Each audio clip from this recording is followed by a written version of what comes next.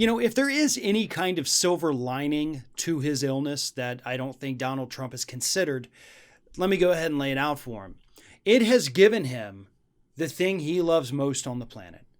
Not money, but a scapegoat. Think about it this way. Donald Trump loves to blame other people, other things for all of his failures. Anytime something goes wrong in that man's life, it's never because of what he did. It's because of this person did that, or this event happened, this, that, the other thing, whatever it is, it's never because of something he did.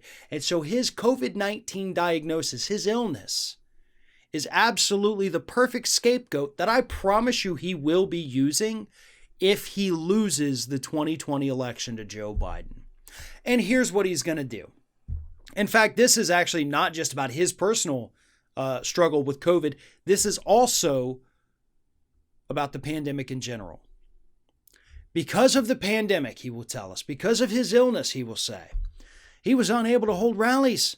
He was unable to go out there and talk to people. We tied his wrists. We shackled him. We put him in timeout, stuck him in his room to where he couldn't get out. And so, of course, obviously, if you can't actively go out and campaign, you're not going to win an election. But dang it, he's going to tell us he came close. Even without campaigning, he still did better than anybody else could have done without campaigning. You take another person, tell them you're not allowed to go out and talk to people. You can't go out and hold a rally. You have to just sit there and be quiet. Yeah, they wouldn't have done as good as I did. Yeah, that's not true. Here's the thing. Donald Trump's looming loss, which may not even happen. I do not by any stretch want to count my chickens before they hatch here. He could still very well pull this off. I'm still not 100% convinced he's not gonna. But I'm just using the hypothetical if he loses. It's not going to be because he got coronavirus. You could probably blame part of it on the pandemic, sure, because the pandemic has highlighted his failures. It's not just the fact that a virus swept across the country and still continues to sweep across the country. No, the problem is his reaction to the problem. His handling of the problem is the actual problem. Had he approached this with any semblance of leadership or knowledge, or shown any indication that he was yielding to people with more knowledge, he could have shown a little bit of humility and a little bit of humanity for the people who died. But he didn't do that. He approached it with bravado. He approached his own illness with bravado, stepping off that plane and ripping off his mask and just saluting and then filming an ad right there after he left the hospital when he could barely breathe. He looked like a freaking goldfish gasping for air up there.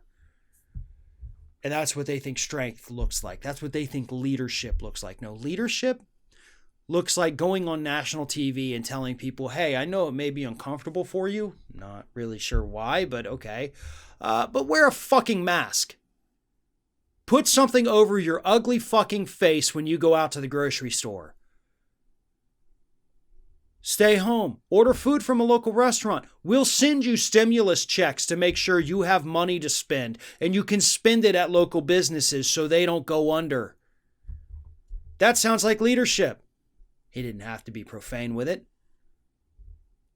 But if you would have taken a couple simple, easy steps instead of going out there every day in April, doing these ridiculous press conferences where you lie to the public, if you'd have been honest with us and said, listen, folks, this is pretty rough.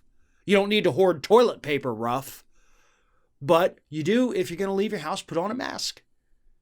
We're going to send you stimulus checks, so don't worry. Don't try to rush out and say, I've got to go to work or my family's going to starve. We're going to make sure that doesn't happen. We are going to take care of you. You're my babies. And I love my babies. I'm going to take care of you. Don't you worry. Daddy got you. But instead he said, no, it's fine. It's going to disappear in a couple days. Don't worry about it. We'll have full churches by Easter. As if that man has ever been in a church on Easter. He had the opportunity to be a leader. He chose to be a jackass instead. But in spite of all of that, in spite of all of his failures, if he loses to Joe Biden, you can bet that for the rest of his life, he's going to blame it on the coronavirus.